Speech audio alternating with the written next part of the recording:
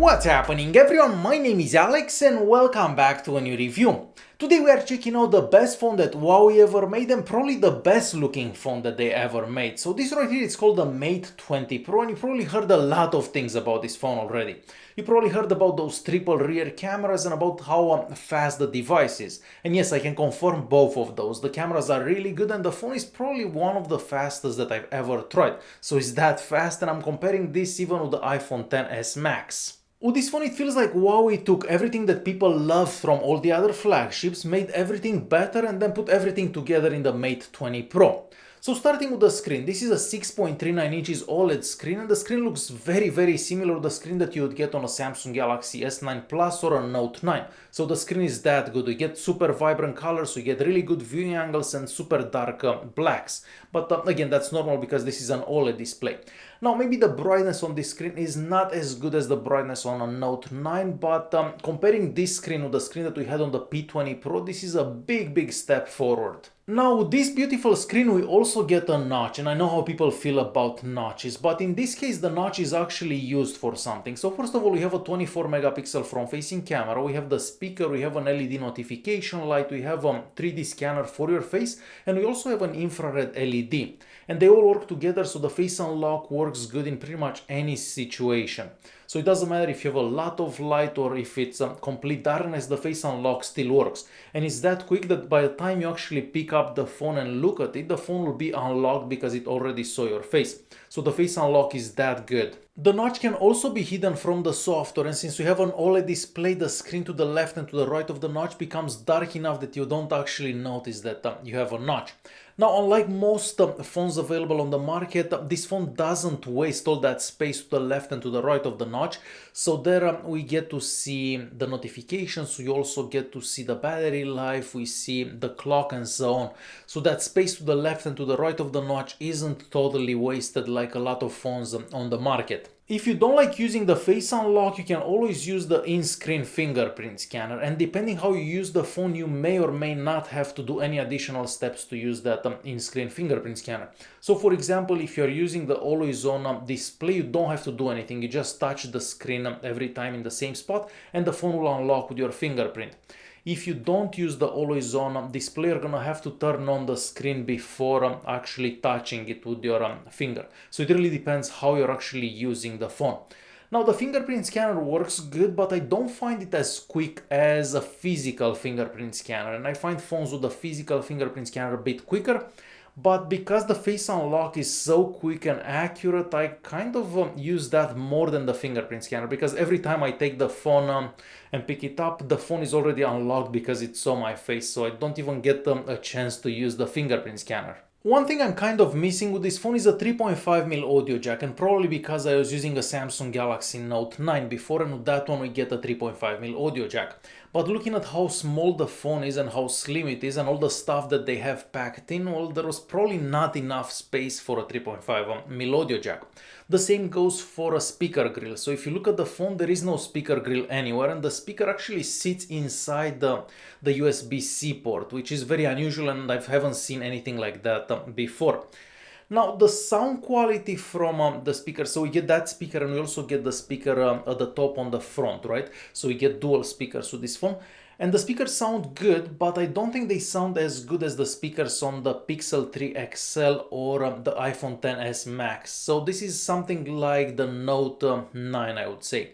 So definitely not as loud as other devices out there. I was happy to see that they also included a SD card slot. So basically on the other side of the SIM card tray you can install an SD card. Now this is not a micro SD card, it's a smaller SD card, and unfortunately I don't have any of those at home and I wasn't able to try it, but technically you could add a SD card and expand the internal storage. They also managed to squeeze in a 4200 mAh battery in such a slim device, and I think that's quite an achievement because we've seen a lot of Samsung phones with somewhat larger batteries and, well, they're kind of exploding, but this one is not exploding.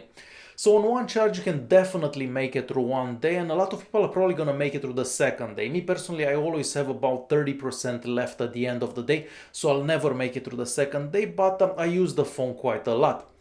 Now, with the charger that comes in the box, the phone charges extremely quick as well. So if you plug it in for half an hour, you get about 70% charge, which is quite good as well. And the phone also supports wireless charging, so you can just throw it on a wireless charger. Now, wait for it, the phone also supports reverse wireless charging. So that means that you can charge other phones from this phone. Now, me personally, I'm never gonna use that feature because I'm never gonna charge another phone from this phone.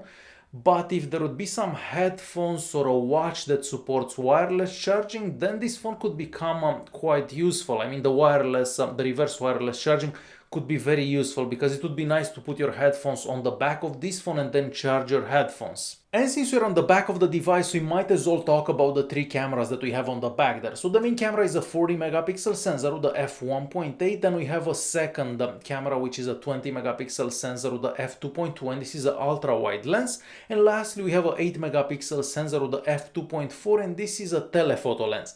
So with this device you can zoom in up to 5 times and you're not gonna lose any picture quality.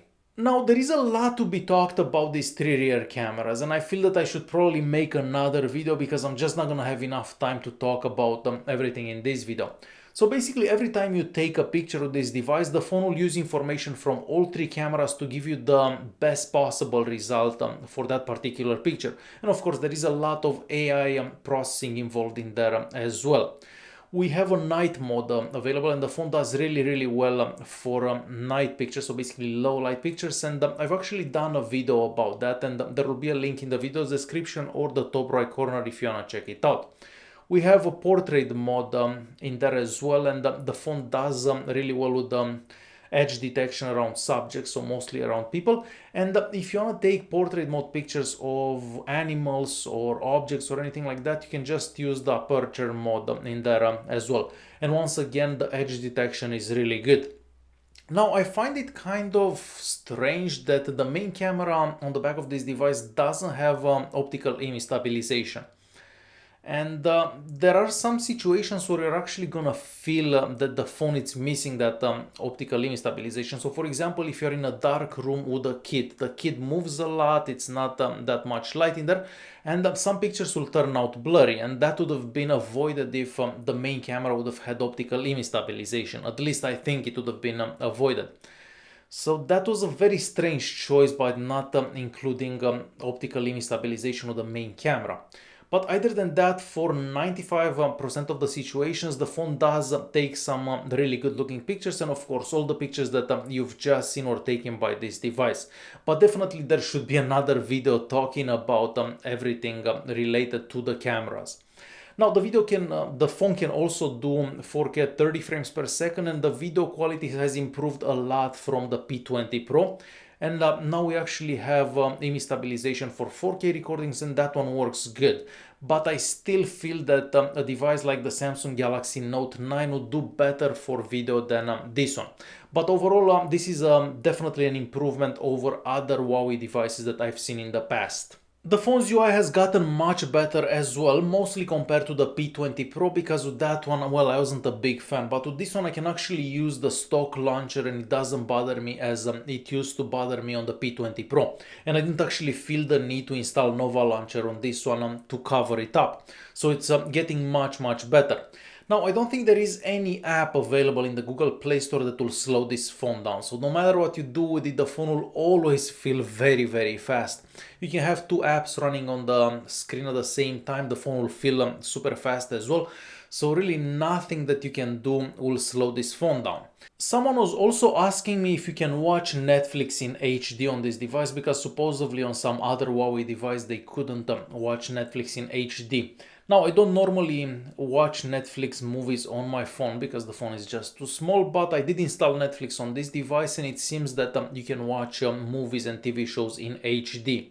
Now, of course, the Netflix app doesn't actually allow you to change the resolution, but from how it looks on the screen, I think it's somewhere around 720p or 1080p. So there you have it, this is the Huawei Mate 20 Pro, and as I said at the beginning of the video, this is definitely the best phone that Huawei ever made, and this would be a great alternative to the Samsung Galaxy S9 Plus, the Note 9 or the iPhone XS, XS Max and so on.